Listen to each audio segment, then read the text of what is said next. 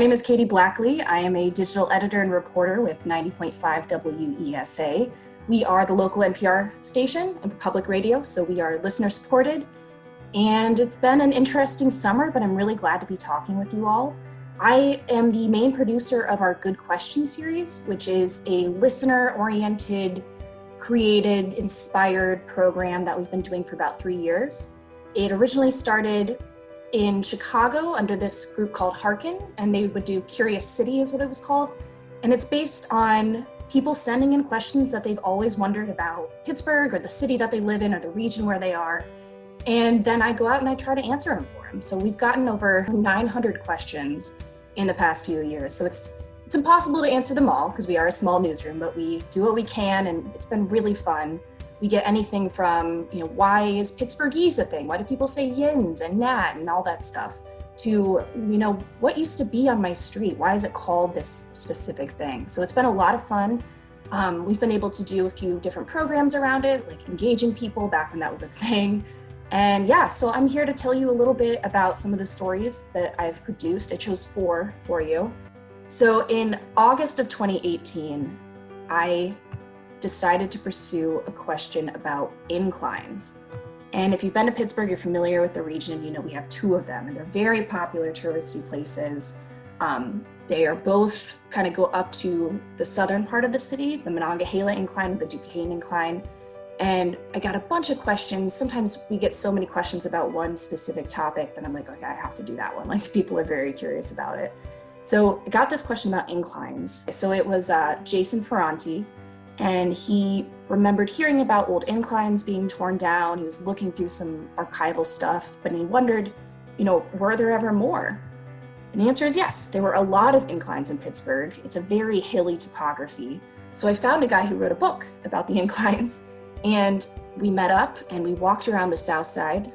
The station WESA is actually on the south side, so it was really nice to just pop out of work and go meet my interview subject. And we walked over to about 12th Street in Sarah, which is kind of on the, not Riverside of Carson, but the other side. And he was like, yeah, this exact spot, there used to be an incline at the bottom.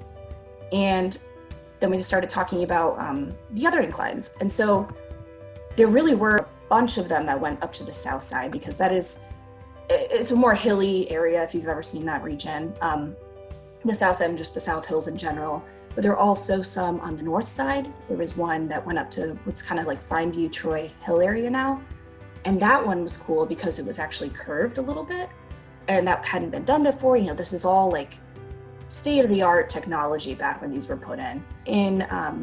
There was one in the Strip District that went from about Penn Avenue up to the Hill District.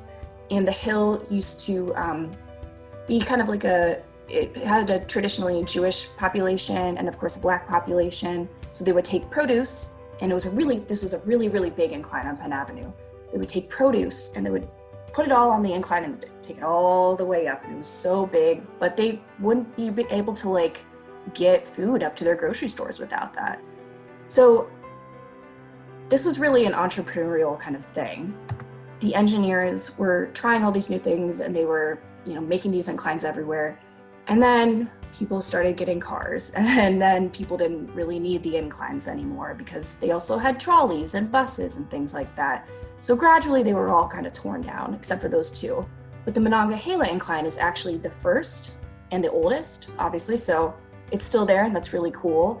And it still runs. And if you ever get a chance to tour, I definitely recommend going into both of them, because I don't remember which one it is, but you can actually take a little tour around the bottom of one of them and see the inner workings of the incline. So the best part about reporting this, I had this idea. I was like, okay, I have all these old pictures, and I really want to put it in people's minds of where these are. And radio is an audio medium, obviously, so it wasn't so easy to describe and put that into the minds of listeners necessarily, but I knew that I wanted to give a different web presence, which is the cool part about being a journalist now, because I work in radio and I love radio. It's my favorite medium, but you can also play around with, digital things, and you can make a video, or you can make whatever.